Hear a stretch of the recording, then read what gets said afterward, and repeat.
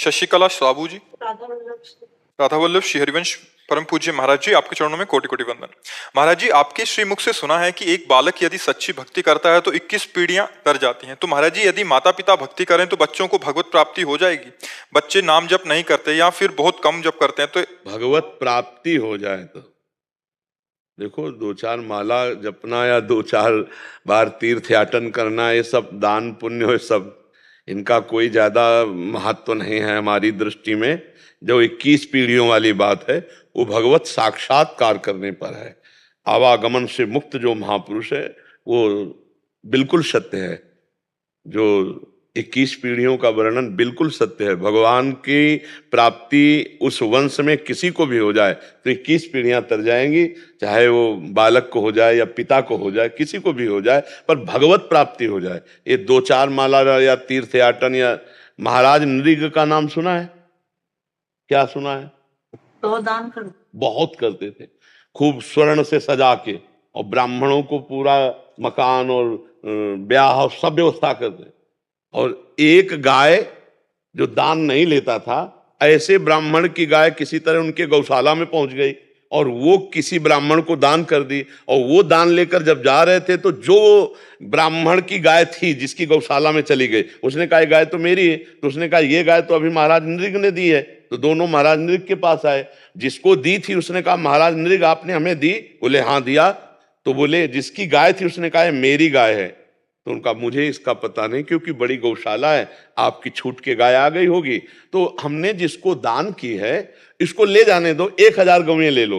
उनका हमने कभी दान लिया नहीं, हम तो अपनी गाय लेंगे। और वो ब्राह्मण हठी जिसने दान लिया था उन्होंने कहा हम लेंगे तो यही गाय लेंगे, नहीं तो हम नहीं लो। उनका 1000 गाय तुम ले लो, छोड़ दो ये गाय। नहीं छोड़ा। बस इतने अपराध का फल हुआ कि वो गिरगिट बने जाके, द्वारिका के कुएं में गिरगिट बने जाके। हमें लगता है कि दान पुण्य जितने सब हैं, भगवान को समर्पित करके भजन न किया जाए अगर, तो इनमें इतनी सामर्थ्य नहीं है कि हमारा काम बन जाए। ये तो कहो बहुत से ऐसे सत्कर्म हुए थे कि द्वारिका के कुएं में बने, तो भगवान श्री कृष्ण ने उनका उद्धार किया। तो हमें लगता है कि भगवान का नाम जप करते हुए जब हमारे को भगवत प्राप्ति हो जाए पक्का, फिर तो क्या है, फिर तो 21 पीढ़ियां तरना कोई बड़ी बात है। अरे वैसे भी देखो, सरकारी आदमी के परिवार को सुविधा देती है हमारी भारत सरकार के लिए देती, तो वो तो अखिल सरकार है। ये सुविधा है, एक भगवत प्राप्त हो जाए तो 21 पीढ़ियां भगवत प्राप्त हो जाएंगी, कल्याण उनका हो जाएगा। ये तो पक्का है। तो करो डट के भजन इतना कि भगवान का साक्षात्कार हो जाए। पर ये बहुत कठिन है, खिलवाड़ नहीं है। सब भोगों का विस्मरण करके जब निरंतर भगवत स्मृति में देखो, आप लोग सब बैठे हो, कितनी देर भगवान में टिकते हो? मिनट टिकना कठिन हो जाएगा। देखो ना, भगवान में टिकना, वो फौरन विषय में भाग जाएगा मन, फौरन से संसार के चित्त। वो मन भगवान में आसक्त हो जाए, आसक्त हो गया, मन पंगु हो गया भगवान की रूप माधुरी में, लीला माधुरी में, चिंतन में। अब ऐसे महाभागवत से तुम 21 पीढ़ी की बात करो, भगवान कह रहे मम भक्ति युक्तो भुवनम पुनातु। यदि मेरा ऐसा महाभागवत प्रेमी भक्त संकल्प कर ले तो पूरे भुवन का भुवन, लोक का लोक भगवत प्राप्त हो जाए। लोक मम भक्ति युक्तो भुवनम पुनात। देवर्षि नारद जी ने कहा सा तरति सा लोकान तारयति। वो स्वयं तर जाता है, स्वयं तर जाता है, वो लोकों को तार देता है। पर कठिन है भगवत प्राप्ति, भगवत प्राप्ति कठिन। निरंतर भजन करना, भोगों का त्याग करके अन्य कोई स्मरण न रहना, केवल भगवान का स्मरण रहना, ये बहुत वर्षों के अभ्यास से भगवान की कृपा से होता है।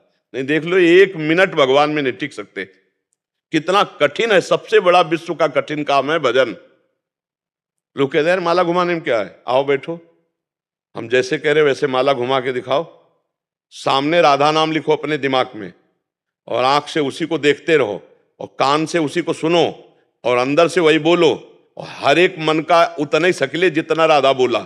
अभी देखो तुम्हारा मन कहेगा ये माला रखा है, और भागेगा संसार में। लगा के देखो, सबसे कठिन काम दुनिया का मन को संसार से हटाकर भगवान में लगाना, सबसे कठिन काम। अब बताओ, है ना कठिन काम?